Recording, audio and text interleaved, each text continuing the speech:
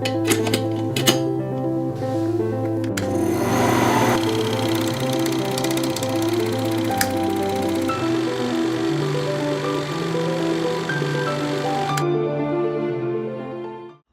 back to the Penncast, Off the Record, Season 2, Episode 2. Today, we're going to just jump right back in. It's me and Mario again. What up, y'all? Just the two of us. Today, we're going to talk about picking a career, which is something that he has a lot of thoughts about, I think. Well, yeah, if you must know, I'm going through a bit of a crisis right now. Because I switched once already. I was going to be a journalist, and then I was switched to be a teacher, and now I'm going to graduate with an education degree in about like 7 months from now. And I don't know what to do.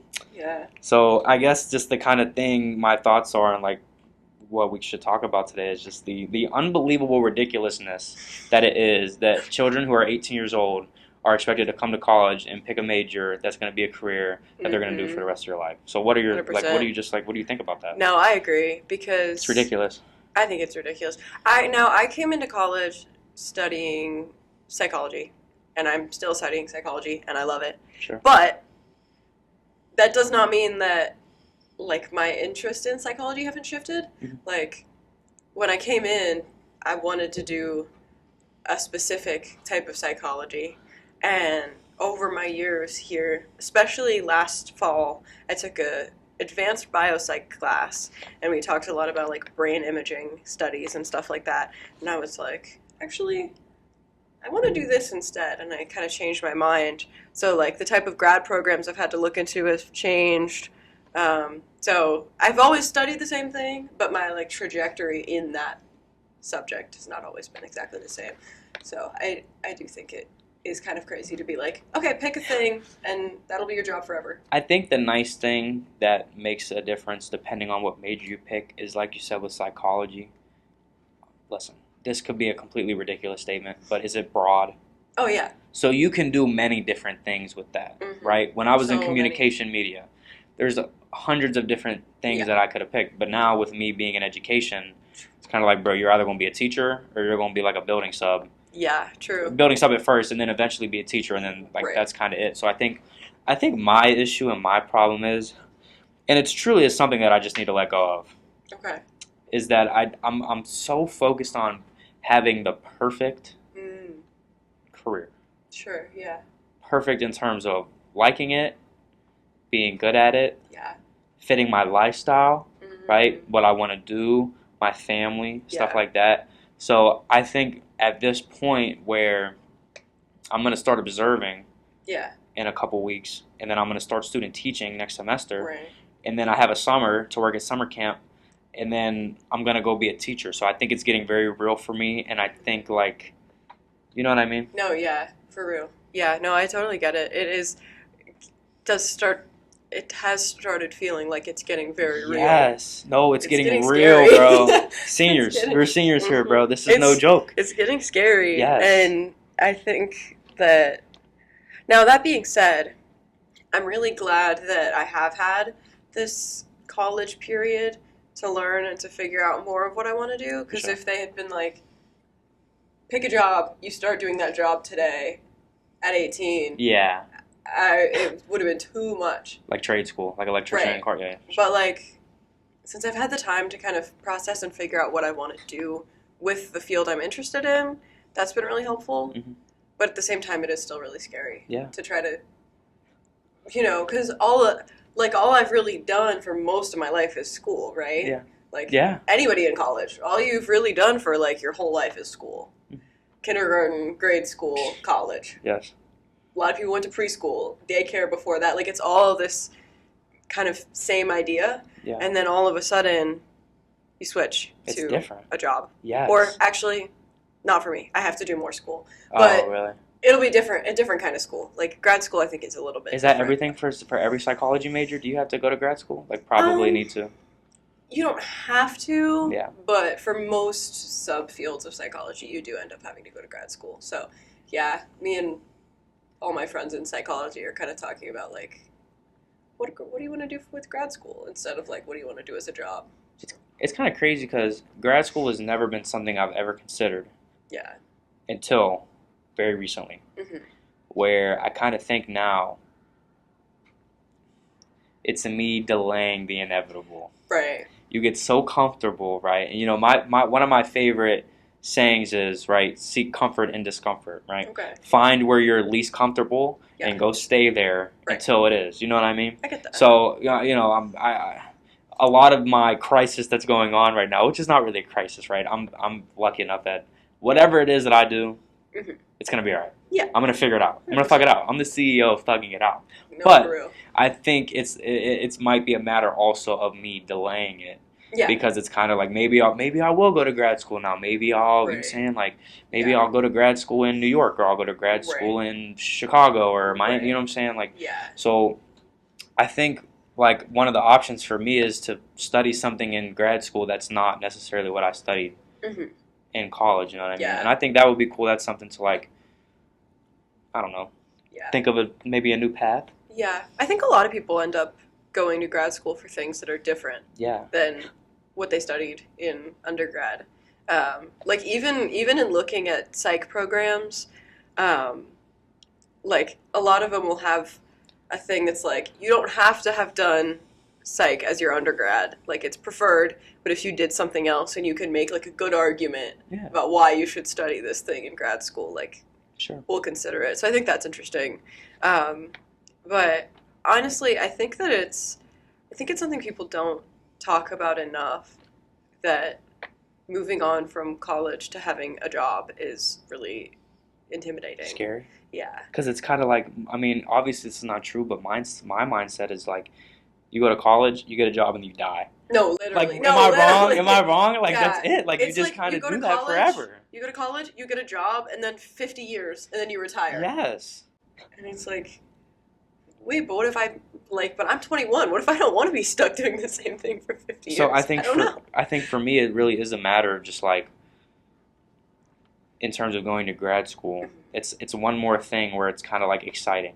Yeah. Because I don't know what it could be. I don't know what it could lead to, who it could lead to, what type of opportunities. Yeah.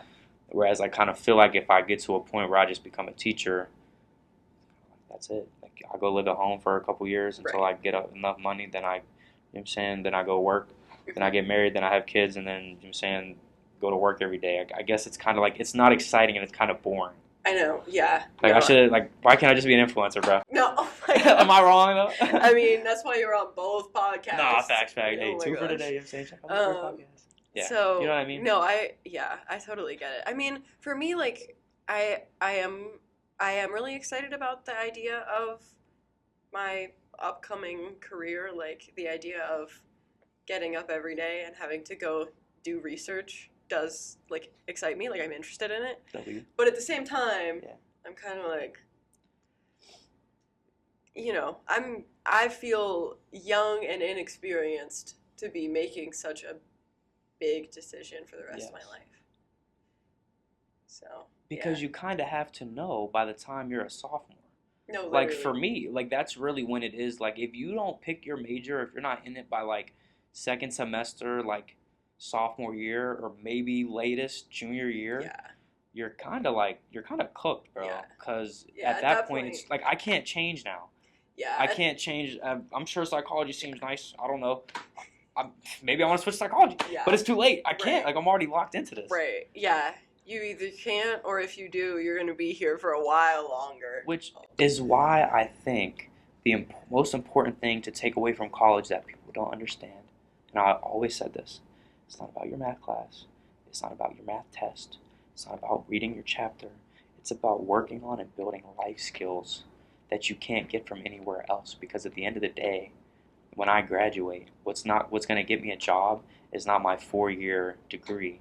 It's going to be the fact that, you know what I'm saying, that I can perform well in an interview, or that I know how certain things work. And same with psychology. Yeah. I think you do learn a lot of really important skills in college, and I think that in some ways that's kind of why a lot of jobs require a degree, even if it's not a degree in the field that the job is in, just for that like life experience almost. I don't know. I think that's interesting. But I don't know. One thing that I think about when I'm thinking about this topic is there was, and this sticks out to me because I had just never thought about it before. Mm-hmm. But one time, I think I was probably 17 or 18. I was at my pediatrician's office, and there was this group of like student doctors, basically, and one of them was like probably like 40, 45, and I was like, "Oh, are you like the coordinator for their program?" And he was like, "No, I'm learning to be a doctor. Like I switched career paths at like 40." Really? Mhm. Interesting. Yeah, he had like gotten to a point where he was like, "I'm just really not fulfilled in what I'm doing right now. I'm gonna go back to school." And mind you, kind of a W. lives in my neighborhood, like has married, wife and kids. Really? Like he just decided, hey, this isn't me. This isn't fulfilling me. This isn't, giving me purpose in my life. I'm going to go back to school and pick something new. And I was like, huh. And I think it was because I was in that like 17-year-old range where there's so much pressure to like pick what you want to do for the rest of your life. Yes. That's hearing like a grown adult say, I just decided I wanted to do something different was like kind of blew my mind, honestly. I was like, oh, okay. So if I pick something that I think I like right now, and in 20, 30 years I I find that I don't like it anymore, I can pick something else. Yeah. I think it's just important to always remember that regardless in choosing whatever career it is, figuring out what your interests are and trying to make sure that aligns. Yeah. And then just knowing that whatever it is, it'll be all right. My dad has a degree in ancient European history. Okay. Do you want to know what he does for a job? Is it like insurance or something? He writes standards for how to paint bridges. Okay? Which is a very important thing, by the way. Y'all better be thankful. I mean, look at the Pittsburgh bridges. They're all fun colors. Well, yes, exactly. But different. My mom graduated from college with an undergrad in computer science. She worked in an adoption agency. Oh, wow. So I think, like, for me and for you and for anyone, like you said, it's really just the degree that matters, not necessarily what it's in. Yeah. But just, like, taking it one day at a time. And it really doesn't get real till it gets real. No. I like to say it's all fun and games till it's all fun and games. Yeah. It didn't get real for me till a couple weeks ago. Yeah, no, honestly. When I'm like, yo, wait a minute. When I got the first email from the grad schools that I'm interested in that their applications are open, I was like, oh my God, it's real now. Yeah. What am I supposed to do here? But, I mean, to tie it back in with last week, it's all going to be okay in the end. Hey, sure. If it's not okay, it's not the end. W callback. Yes, it'll be all right. Yeah. Maybe that's just the overall theme of just every podcast, is that it's going to be okay. Like, here are our problems, here's what's wrong, but we'll be all right. You know what I'm saying? Like, this is bad, this is bad, this is terrible, I can't believe this. But it'll be okay. We'll be all right. I mean, is that not what college is? That is what college is, man. Just figuring it out. You go through a lot of stuff. You go through a lot of stuff that's hard. Yes. You go through some stuff that's easy. You have a lot of good times, but you go through a lot of stuff that's hard, and it always turns out okay. The difficult times are really what morph you into who you are, right? Rod Wave side. Hard times will make you, the world will try to break you, and the saddest part about it, nobody's coming to save you. So true, Rod Wave. So you're saying so true. Yeah, many claps happen for yourself. So.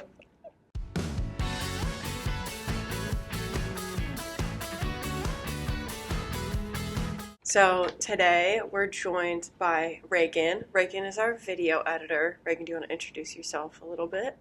I'm Reagan. I'm a dual major comedy production and music theater. And I have a minor in forensic bioscience, just for fun. I think that's all the interesting stuff about me. So Reagan is always behind the scenes during the pod. She's always behind the computer, making sure the pod sounds good, editing Very uncomfortable right now.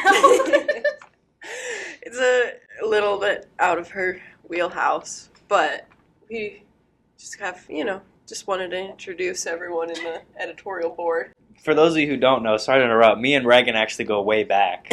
Like 2 years. Because we took sports production together. So me and Reagan we've been trapping it out together for like a minute now. Like it's almost like this is meant to be. 2 years. Reagan, what was it like having such fun working with me at Com 360 and now like getting to work with me again at the Penn? I remember Kepich and you, like, not fighting, but, Oh like, my gosh. it was tense. Yeah. My main memories. Me and Kevin used to have our moments, That's but it's so okay. funny. We're besties now. That's But anyway, so- sorry. You can get into the real That's questions so now. I funny. apologize. So, how did you get started at the Penn, and how long have you been at the Penn? This is my second year, technically third, I guess, because I did do it, like, for one semester my freshman year, but I wasn't getting paid for video stuff, so I just left. I do get paid now, which is why I'm still here. But, Nice. how I got started, I don't know. I like to collect jobs. I have 4 jobs right now. I have 5 jobs right now. So, Nice. just, yeah, collect them like Pokemon badges. Nice. But, yeah, I was in Dr. Lauber's class last year, and he was like, yeah, Penn's looking for a video editor, and I was like, whoa, I did that a bit, but then I Yeah. stopped because I wasn't getting paid, but if I was the editor, I'd be getting paid. True. So then I applied, and I won. Yeah. So, W. Nice. Nice. Do you like it for the most part, or for the most part. for the most part? What's your favorite thing that you like to do? I enjoy doing anything but the podcast. What's wrong with the podcast? This is true. No, This is thanks. true. Yeah. I was not hired to do the podcast. But That is true. Well, the podcast editing has got more difficult as the years have gone on. Clearly, with our 3-camera setup. And I used to edit. Yeah. I used to edit the podcast back in the day. Believe it or not, if that tells you anything. So. But Yeah. But we appreciate your contribution, and shout out my homie Reagan. Shout out my homie Reagan. Thanks. Thanks so much. Thank you so much for tuning in to this week's episode of the Penncast. Off the record. Don't tune in next week. We won't be here. But the week after that, Every other week. we'll be back every other week. Yes, sir. We'll introduce next week another member of the editorial board. We might have more people on. You'll have to tune in and find out. For sure. See you next time. Clock it.